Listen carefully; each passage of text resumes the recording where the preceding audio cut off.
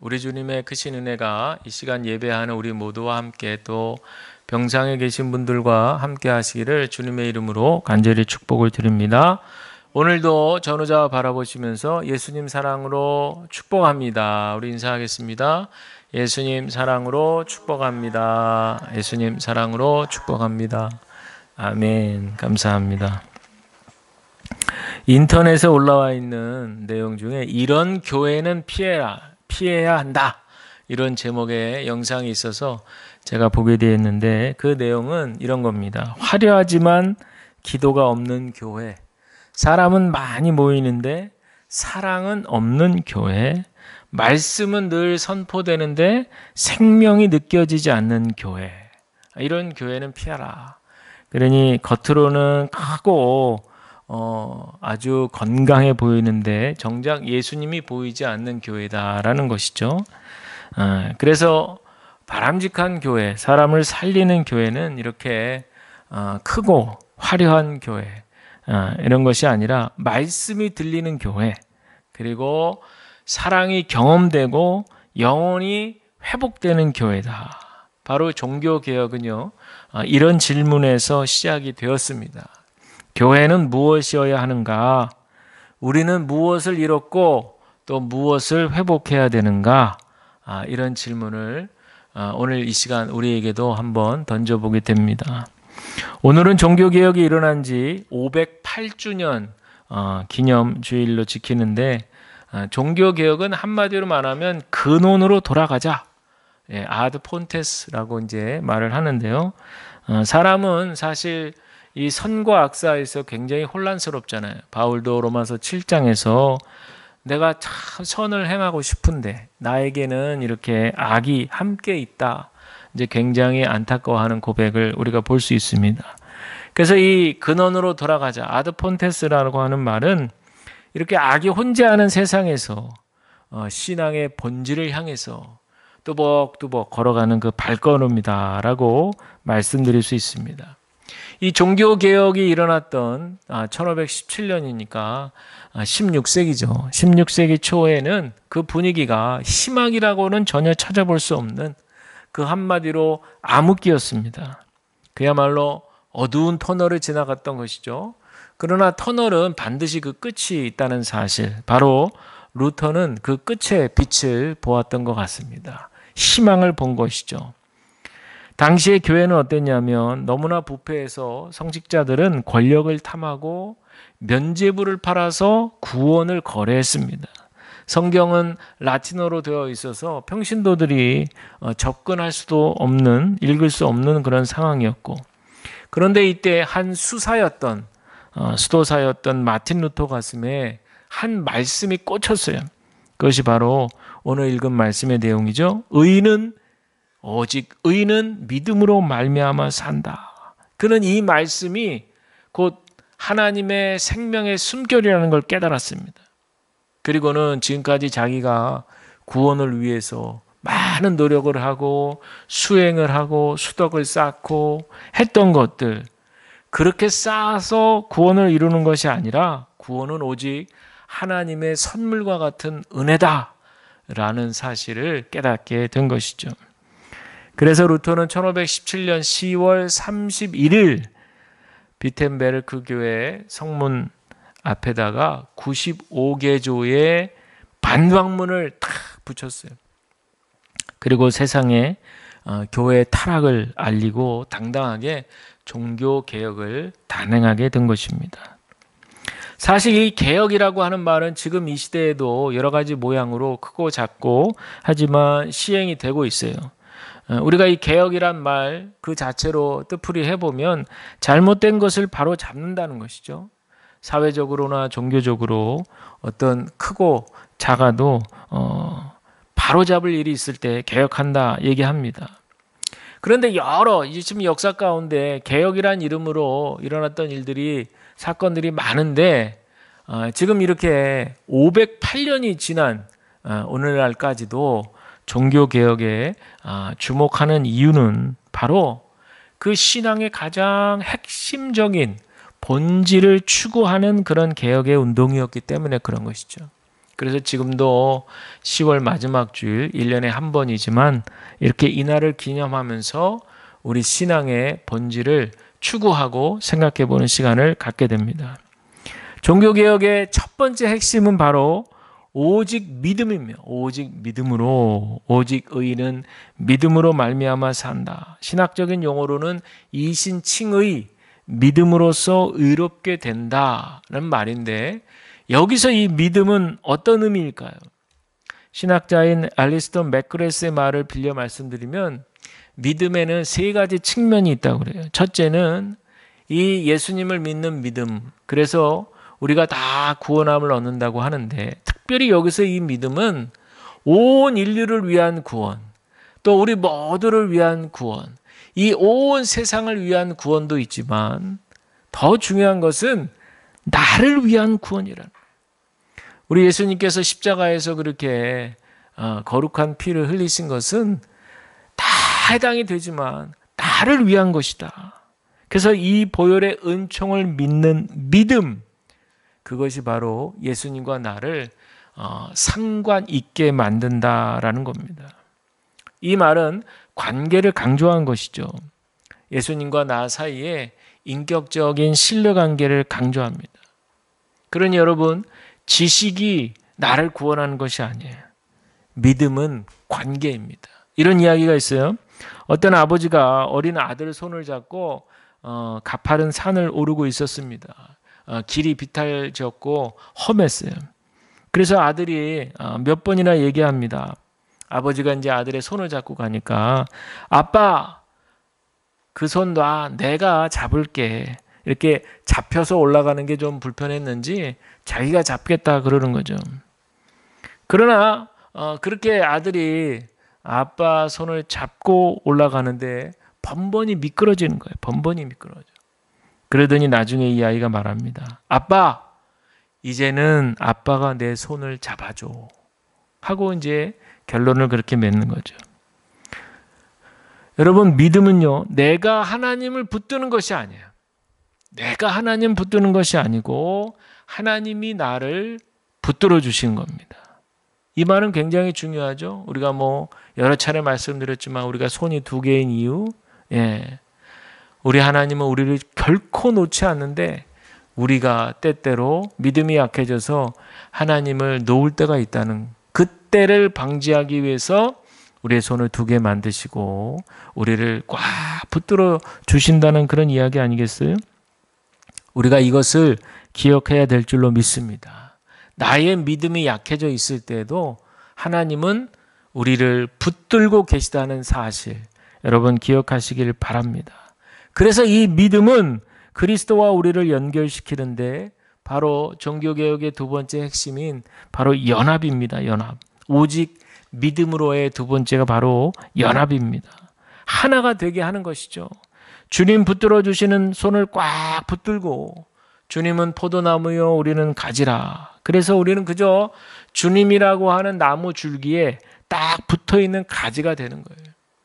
가지는 다른 거 할 거 없이 줄기에 그냥 딱 붙어 있으면 되는 거잖아요. 이것이 바로 연합입니다. 이게 두 번째 믿음의 의미죠. 세 번째 믿음은 하나님의 약속을 믿는 믿음이라는 것이죠. 루터는 이와 관련해서 비유하기를 믿음이 없다는 것은 무슨 말이냐? 풍랑이는 바다를 건너야 되는데 그 풍랑 속을 헤치고 갈 그 배를 믿지 못하는 거예요. 그래가지고는 출발조차 하지 않고 있다면 결국에는 목표한 지점에 도달할 수 없는 것처럼 믿음이 없다면 구원을 얻지 못한다라고 하는 것이죠.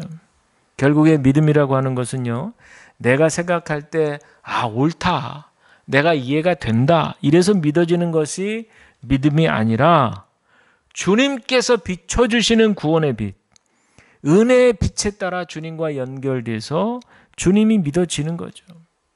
말씀의 빛이 내 안에 비춰지니까 성령께서 내 심령에 역사하셔서 믿어지게 될 때, 그때 우리는 풍랑 있는 바다라 할지라도 그 통통배를 타고 감히 용기 있게 담대하게 그렇게 갈 믿음이 생긴다는 거죠.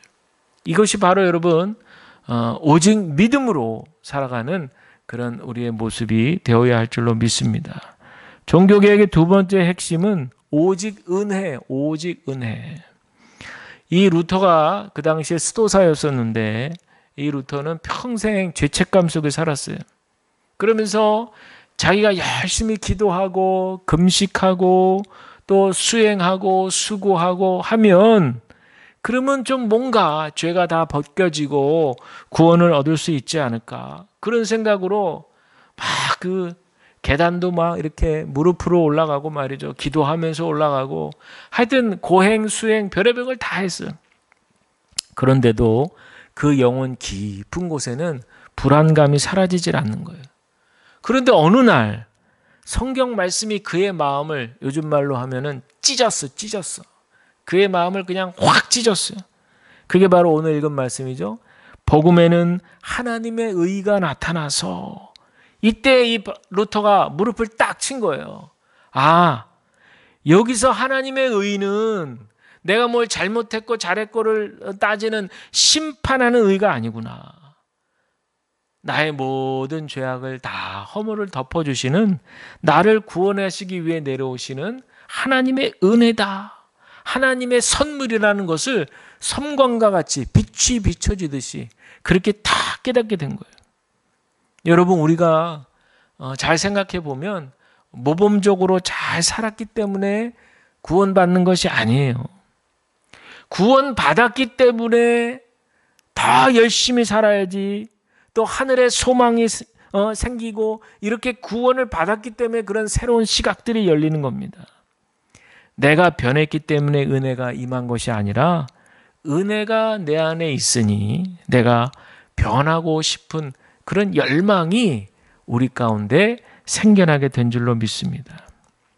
어제 우연치 않게 기독교 방송을 보는데 죽음에 관해서 네 분의 목사님들이 나와서 이렇게 각자 그 주제에 관해서 말씀을 나누는 것을 보게 됐어요.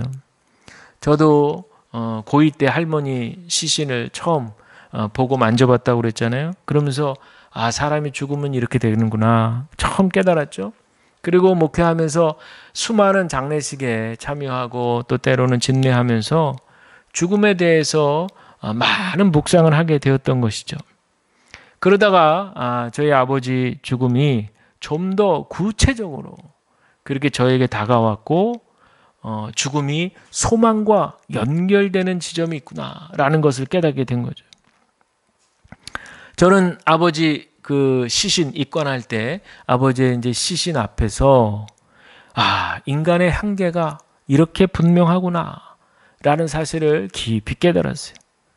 그때부터 제 마음속에는 죽음 너머의 그 생명, 그토록 많이 설교 시간에 듣고 또 저도 전했던 그 죽음 너머의 생명을 실제적으로 이제 저 안에 사건이 된 거죠. 그래서 제 안에 진짜로 죽음 너머의 생명을 바라보기 시작했어요. 그러면서 저는 깨닫게 된 것이 우리가 구원받는다는 것은 천국의 표를 미리 받았다는 그 뜻뿐만 아니라 그것보다는 죽음을 준비할 수 있는 새로운 눈을 받았다라는 것을 깨닫게 된 거죠. 그래서 은혜라고 하는 것은요, 죽음을 두려움으로 바라보는 것이 아니라 소망으로 바라보게 하는 눈이 된 줄로 믿습니다. 여러분에게, 우리 모두에게 이런 은혜가 함께 하시기를 간절히 축복을 드립니다. 세 번째 종교개혁의 핵심은요, 오직 성경으로 돌아가자는 운동이에요. 당시에는 중세시대 스콜라 철학이라고 하는 것이 굉장히 유행을 했었는데 사변적이라 그러죠. 계속 꼬리에 꼬리를 물면서 지식적으로 이것을 답을 얻으려고 하는 이런 지성운동이 아주 팽배했던 시대입니다. 또 그 당시 예배는 어땠냐? 신앙을 위한 그런 정통 예배가 아니라 아주 미신적이고 구원의 메시지가 담겨 있지 않는 그런 예배였어요. 그러나 구원을 얻는 믿음은 말씀을 들을 때 일어나게 되는 거죠. 즉 바로 이 성경 말씀이 우리의 믿음이 생기게 하는 원천이라는 거예요. 여러분 잘 아시는 로마서 10장 17절을 보시면 믿음은 들음에서 나고 들음은 그리스도의 말씀으로 말미암았다. 우리가 이 말씀을 기억하는 이유입니다. 그래서 루터는 당시에 지성에 너무 사변적인 그런 지식에 치우친 신학, 또 복음적 메시지가 빠진 신비적 체험, 이런 것들을 비판했어요. 그리고는 우리 밖에서 들려오는, 지금도 말씀을 우리가 듣고 있잖아요. 밖에서, 우리 안이 아니라 밖에서 다가오는 객관적 말씀을 통해서 믿음이 일어난다. 이렇게 강조했습니다. 따라서 저와 여러분들이 성경 말씀을 중요하게 생각해야 하는 이유는 뭐냐? 이 성경이 바로 우리의 믿음을 일어나게 하는 원천이라고 하는 사실을 기억하시기를 바랍니다. 또 그 당시에는 교황의 권위가 지나치게 높았기 때문에 이 성경의 권위가 교황의 권위보다 아래에 있었어요. 그래서 이 종교개혁 운동을 통해서 다시 성경의 권위를 회복해야 된다. 교회는 성직자의 권위가 더 높은 것이 아니라 하나님의 말씀의 권위가 위에 있어야 된다. 라고 하는 것을 루터는 강조했다는 거죠. 여러분, 이 종교개혁의 세 가지 핵심, 오직 믿음으로, 오직 은혜로, 오직 성경으로, 이 핵심이 지금 우리가 살고 있는 시대에도 여전히 적용 가능한 것들이에요. 유대주의자들이 예수를 믿어 구원받는 거 좋지만 율법도 행해야 된다는 이 혼합주의 기독교를 갈라디아 교인들에게 넣어주려고 했던 것처럼 지금 여러분 우리가 살고 있는 시대에 오직 믿음으로만, 오직 은혜로만, 오직 성경으로만 이렇게 세상을 절대 살 수 없다는 의식이요, 우리 성도들 가운데에도 팽배하다고 그래요. 청년들한테 조사한 설문조사를 언젠가 본 적이 있는데 성경 말씀대로만 살았다가는 다 망한다 내 인생, 이렇게 생각하는 의견이 굉장히 높게 나왔어요. 여러분 무엇을 말하는 줄 아세요? 앞서도 제가 말씀드렸지만 기독교 가치 중에 가장 중요한 영혼에 대한 소망이 빠져 있기 때문에 그렇습니다. 이 소망이 빠져 있으니까 주님 걸어가신 십자가의 길을 따라가지 않고 오직 세상 성공이라는 미명하에 돌아봐야 될 주변을 돌아보지 않고 이웃도 돌아보지 않고 오직 경쟁 구도 속에서 승리만을 쟁취하여 정상에 우뚝 서는 것만이 하나님께 축복받았다, 이렇게 생각하는 기복신앙의 결과가 지금 우리의 현실을 여실히 보여주고 있습니다. 주님께서 원하시는 방향과는 전혀 다른 방향으로 살아오게 된 것이죠. 그러나 여러분, 성령께서는 우리 안에 함께 계시기 때문에 숨을 불어넣어 주세요. 이 성령의 바람이 우리에게 주님과 연합하여 바른 길로, 성경의 가르침대로 온전한 길대로 걷게 하실 줄로 믿습니다. 우리는 그 뜻을 깨닫고 순종의 열매를 풍성하게 거두게 되시기를 간절히 축복을 드립니다. 사랑하는 성도 여러분, 지난주에 우리가 40주년 기념주일 예배를 드리면서 제가 말씀을 드렸지만 우리는 지금 이 세상에 여전히 사단의 유혹 가운데 노출이 되어 있어요. 물질에 매여서 그곳에서 시선을 돌리지 못하는 현실. 성실하고 신실하게 살아가야 될 우리가 조급해서 자극적인 것이 없을까? 이렇게 인간적인 생각에 눈을 돌리는 현실. 또 권력과 영향력에 온통 마음을 빼앗기는 이런 현실 속에서 우리는 종교개혁의 정신으로, 오직 믿음으로, 또 오직 은혜로, 오직 성경으로 돌아가는, 그래서 우리의 신앙이 참된 신앙으로 회복되기를 주님의 이름으로 간절히 축원을 드립니다. 기도하겠습니다. 하나님 감사합니다. 종교개혁 기념주일을 맞아서 우리의 신앙이